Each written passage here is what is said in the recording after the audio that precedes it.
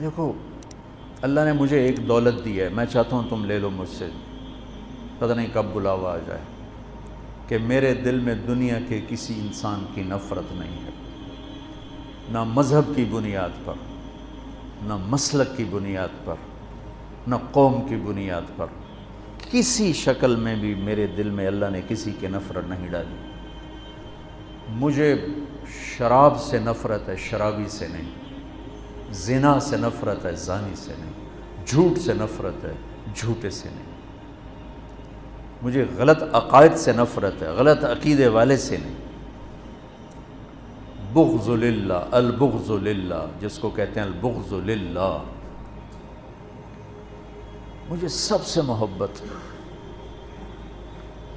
ایک اہل حدیث خطیب آ گئے، کہا جی ایک بات پوچھنے آیا ہوں، سچ بولنا جھوٹ نہ بولنا۔ میں بڑا حیران ہو گئی، سچ بولنا، پہلی امتحان لیندہ پہ سچ بولنا جھوٹ نہ بولنا۔ میں نے کہا جی فرماؤ۔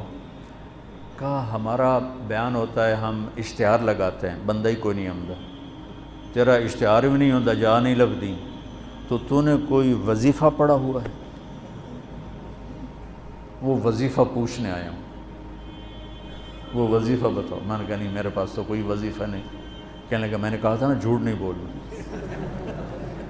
مجھے سچ سچ بتا وہ کیا وظیفہ ہے، میں وہ وظیفہ کرنا چاہتا ہوں۔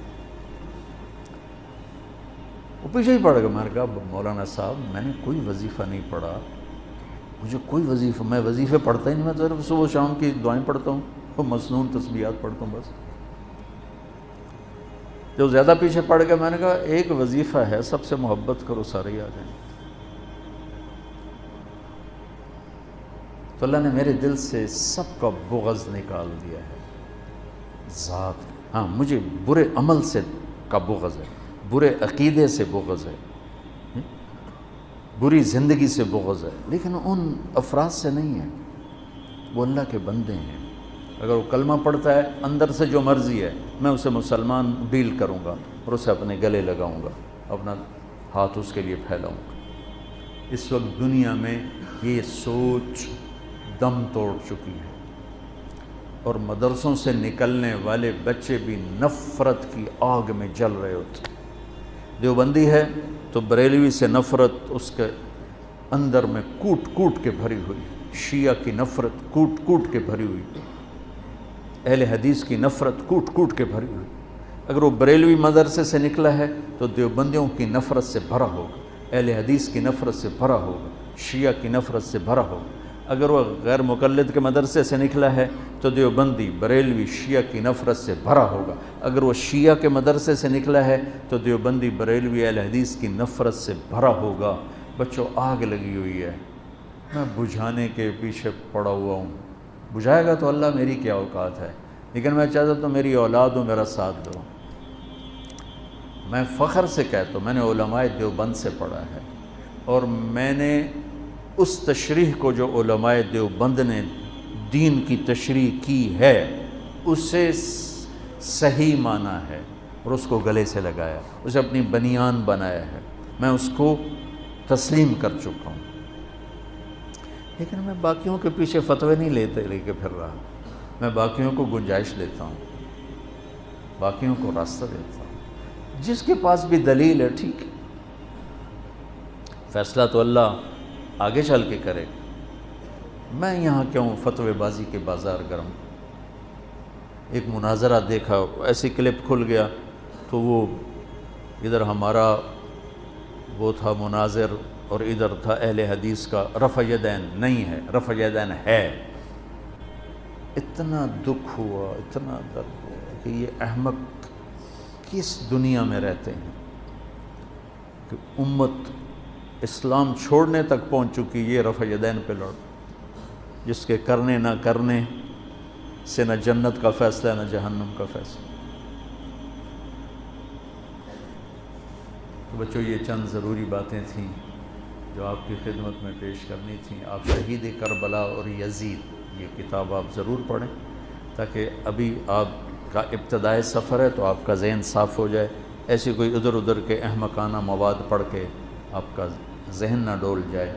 ہم صحابہ کو بھی ان کا مقام دیتے ہیں، کُلًا وعد اللہ الحسنى، اور اہل بیت کو ان کا مقام دیتے ہیں کہ اللہ تعالیٰ نے کہا انما یرید اللہ لیذھب عنکم الرجس اہل البیت ویطہرکم تطہیرا۔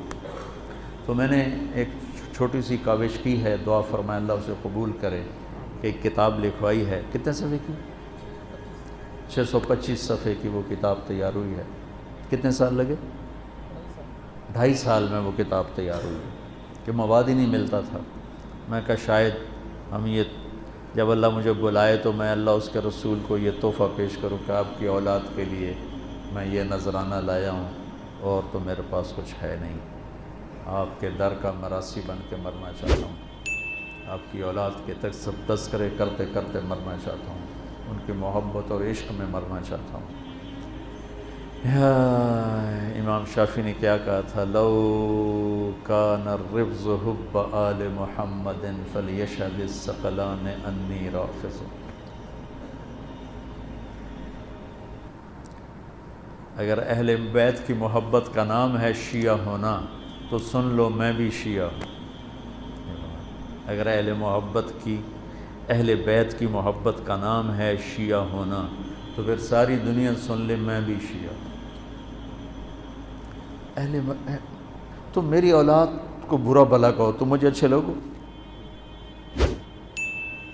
اور میری اولاد کے گیت گاؤ تو تم چاہے جھوٹے بھی کہو تو مجھے پیارے لگو۔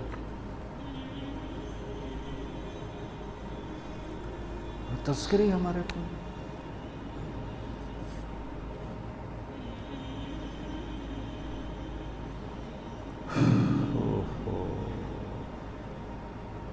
بس حضرت امام حسن جو تھے نا، وہ یہاں سے لے کر یہاں تک اللہ کے نبی کے مشابہ تھے، اور نیچے حضرت علی کے مشابہ تھے، اور حضرت حسین یہاں سے لے کر یہاں تک حضرت علی کے مشابہ تھے، اور یہاں سے لے کر نیچے تک حضرت محمد مصطفیٰ صلی اللہ علیہ وسلم کے مشابہ تھے۔ اس مشابہت کی وجہ سے اللہ کے نبی فرمایا کرتے تھے حسن میرا بیٹا ہے اور حسین علی کا بیٹا ہے۔ تو اللہ نے حضرت حسن کو ذہن فطانت بھی نبوت والا دیا تھا۔ بہت عجب، بہت عجب۔ پڑھو ان حضرات کی سیرت پڑھو، بہت کچھ اللہ نے مجھے موقع، جب میں کبھی پڑھتا تھا مجھے اللہ نے خوب موقع دیا، اور میں نے یہ چیپٹر کافی محنت کے ساتھ پڑھا۔ بہت سے خلجان پیدا ہوتے تھے تو پھر اللہ نے فضل فرمایا، ایک صحیح بات تک اللہ نے پہنچا دیا، وہی آپ تک پہنچانا چاہتا ہوں۔